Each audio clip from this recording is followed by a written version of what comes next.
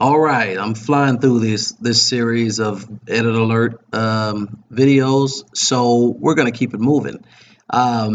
We just finished up with the snapshot, so we're in part 4 now of our edit alert series, and we're gonna move on to the contact page. Now, remember, this is the edit alert area, so the contacts page is really about setting up how you can be contacted and where you are per se, for where your loved one is located or where you're located, so that you can give a general idea of where people are going to be looking for your loved one. So when you first come down, we've got the area where you get your what need to know about editing this page. So you've always got this information. Like I said, I mean, this is kind of like a broken record because I say this on every tutorial when it comes to this edit alert area. There's always information on how to get it done. Okay, so let's go into it. Here's a map, and the thing with these maps is they're a little more complicated than me telling you about it in this series. So if you're interested in this mapping part, I'm going to do a video by itself on mapping, because when I do the view alert and the edit alert tutorials, which of course this is the edit alert tutorials, the mapping piece is in both. So there'll be a separate video just discussing the map, so you really can get a idea of how the map works. Okay, so I'm going to skip the map for now. The only other thing I'll tell you about the map is that you can click here to enlarge the map to see a bigger map if you'd like. Okay, and so then you can just click the back button to go back into this page, and then go here and hit contact again, and you're back where your map was. Now, going down, there's some instructions here on the left that tell you how to navigate the mapping page and all of these tabs that are over here. I'm not going to read these instructions right now. I'm just going to talk about the tabs over here.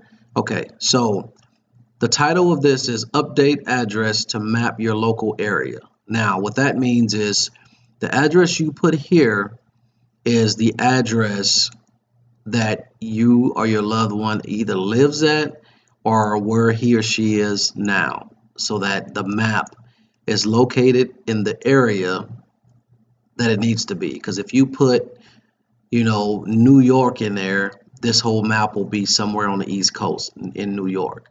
If you put California, of course, it'll move all the way over to the West Coast. So this address is very important because it determines the general longitude and latitude of where this map will end up. Okay, so that's exactly what this is. And walking through this, you're going to put your address. It's all separate. You're going to put your direction: north, northeast, south, southeast, northwest. You're going to put the name of the street, which could be 75th, or it could be Cleveland Street. But you're not going to put street, or it could be Cleveland. Let's say that, because you won't put street. Street would go here. So this says court, but it could be lane, or it could be whatever. But everything is separated, so make sure you fill it out accordingly. Then you put your city here, you put your state here, and your zip here. I know it's self-explanatory, but I just wanted to walk through it. And then what the other important thing is, you want to put your time zone, your time zone you live in, because that's going to be very important to when you set your alert. The system knows based on this time zone what time to use, that your person left, what time to use as your local time. So make sure you put your time zone in here and you don't leave that out. The default is America Chicago, which would be central time zone, because that's the area that my server is in. So that's the default. Moving on from that, of course, you'd update it here and it'd be just that area. Moving on from that, you can manually update the markers on your map, which are these markers, because I'll get into the map some more, but there's a lot of right clicking that can go on where you can drop a marker. Okay, so you understand that. So you can do that with right clicking, but the problem is you can do that on a computer with a mouse, but when you're on a mobile device or a phone, you can't right click, so you have no way of dropping your markers. So this allows you a way to drop your markers on your mobile device, as well as here. You can use this even if you're not on a mobile device, but this is pretty much here specifically related to people on mobile devices, so that they can drop their markers also if that's all they're using, a mobile device or a tablet or something. So basically it's the same thing. You select the type of marker you want to use, which is the same thing that's in the right click up there, and then you put your address, your street direction, the name of your street, the type of street, the same thing you just saw up there. You title your marker if it's a danger area or if it's a bridge or whatever you want to title it, and then whatever message you want people to know when they're looking at that marker. That's exactly what that is, and it's the same thing up there. And you'll know more. You'll understand more about this when I do the mapping tutorial. So once you're done with that, you upload it or you update it, and you're done.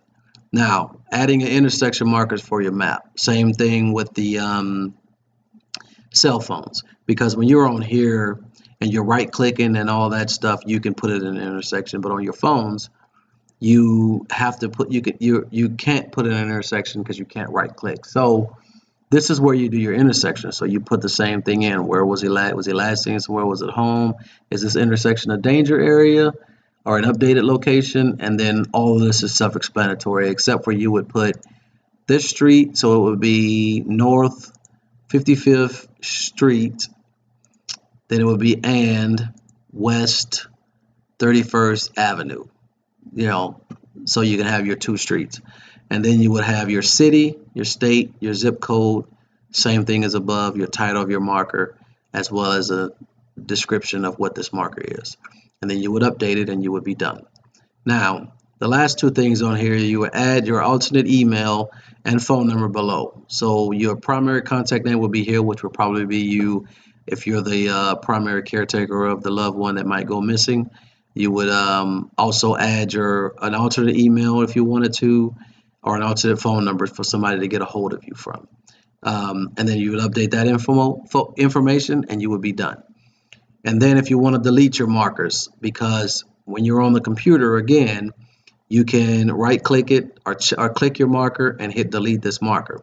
But on the phone, you cannot right click your marker and delete it. So here's where you will manually delete it if you want to. And all you have to do then is go and find the title of your marker and select it. Like I selected dangerous, hit delete marker, and it'll delete it from the map. That would be the conclusion of this contact page with the mapping and everything. And again, look for the video series on the mapping that will be coming soon. Next up, we'll get into the alert tab. See you there.